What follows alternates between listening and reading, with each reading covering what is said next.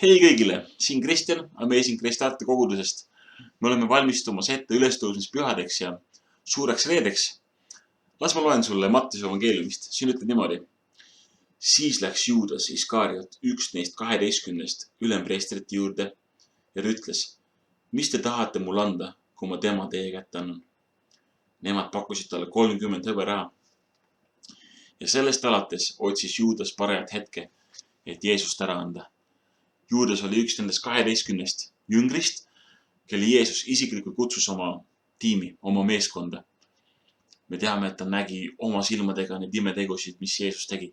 Ta kuulis oma kõrvadega neid jutusi, võimsaid sõnumeid, mis Jeesus pidas. Ta nägi, kuidas rahva hulgad kogunesid Jeesuse juurde, janunedes selle järgi, mis temal on. Janunedes olla koos Jeesusega. Ja nüüd millegi pärast ta otsustas Jeesuse reeta. Ja me võime ainult spekuleerida, mis ta oma südame põhjas mõtles. Võib-olla ta tahtis, et Jeesus kehtestaks oma poliitilise kuningriigi seal Juudamaal. Võib-olla ta oli hirmul selle pärast, mis Jeesusega hakkas juhtuma. Võib-olla ta nägi, et ta oli kaotanud soosingu selle religioossete juhtidega. Igal juhul ta ei jaksanud ära oodata seda täit plaani, mis Jeesusel oli. Või ta ei uskunud sellesse enam. Ja nüüd ta pidas plaani, kuidas Jeesust ära anda. Südames on väga koledad ja pimedad mõtted. Sa kujutad ette, mis koorem see tegelikult tema südamel on, tema selja peal, mida ta kannab. Ja nüüd, kui tema plaanib midagi väga koledat ja Jeesuse hülgamist, plaanime meie selleks nädalavahetuseks olla koos Jeesusega ja võtta maksimaalselt sellest ülestõusmispühade nädalast. Ma tahan sind väga julgustada, et sa tähistaksid see aasta seda aega. Et ärgus olgu lihtsalt üks tähtpäev jälle, lihtsalt üks kuupäev kiriku kalendris. Me saame veeta seda aega maksimaalselt koos Jeesusega.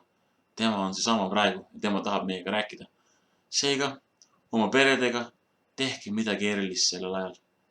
Julgustan sind, see on väga eriline aeg.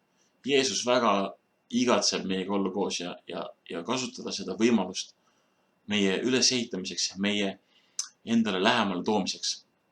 Nüüd homme on see pühaõhtu söömaaeg, pasa söömaaeg. Jeesus murdis leiba koos oma jüngritega. Tähistame seda oma peredega. Võib-olla sa saad teha ühe ilusa õhtu söömaaja koos. Tead, et Jeesus murdis seal hapnemata leiba. Hapnemata leiba on väga lihtne teha. Kõik, mis sul vaja on jahu, sool ja vesi. Võib-olla sa pole kunagi seda teinud, aga äkki seekord on aeg teha midagi, mida Jeesus tegi.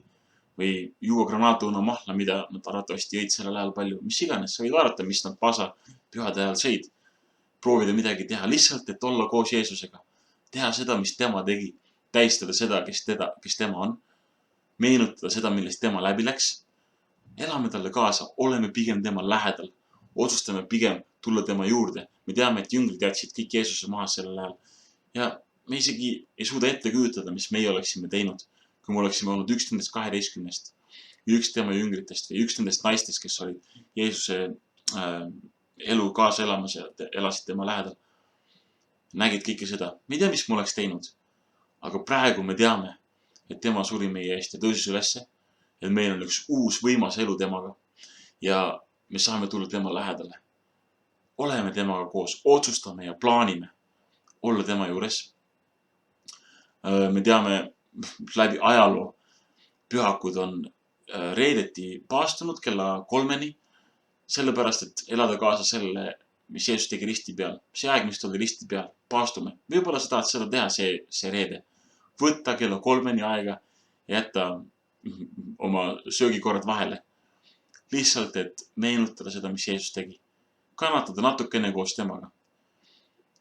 Või kui pühapäeva hommikul need naised ja jüngrid tulid hauale, siis kui päike oli tõusmas. Võib-olla sa tahad tõusta üles see pühapäev ka enne päikese tõusu ja minna välja ja vaadata, kuidas päike tõuseb. Meenutada seda hetke. Tähistada seda hetke, kui jüngrid ja need naised läksid sinna hauale.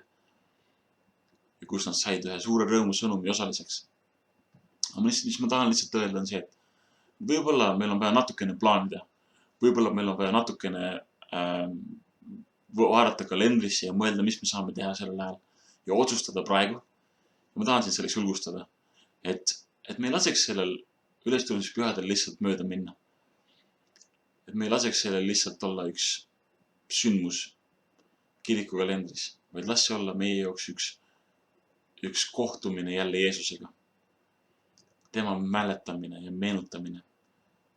Kindlasti võtta osa leiva murdmisest sellel ajal. Tule tema juurde. Täna seda selle eest, mis tema sinu eest risti peal tegi. Tänu sulle, Jeesus. Paletame ka. Isa, me täname sind selle eest, et sa andsid Jeesuse, oma poja. Me täname sind selle eest, et tema oli see täiuslik ohver risti peal. Ja kui kõik jüngrid ja jätsid ta maha sel hetkel ja kui Juudas reetis ta ja pidas plaani, kuidas ta ära anda, issand. Me tahame praegu teha ühe plaani sinuga. Me tahame veeta aega koos sinuga see nädalavahetus, mis on nüüd tulemas. Me tahame kohtuda sinuga. Me tahame lihtsalt, et sa meenutaksid meile uuesti, kui oluline see on, mis sina meie eest tegid. Kui suur rõõm see meie jaoks võib olla. Et me saame tõusta üles koos sinuga täpselt niimoodi, nagu me läksime ristile koos sinuga. Ja kuidas sa võitsid ära meie vana loomuse, sa võitsid ära kõik meie haigused, sa võitsid ära kõik meie patud. Ja nüüd saame elada koos sinuga ühes uues elus. Selles elus, mis sinul oli, Jeesus. Tänu sulle selle eest, kes sina oled. Palju õnnistust ja julgustust kõikidele ja näeme juba varsti. Aamen.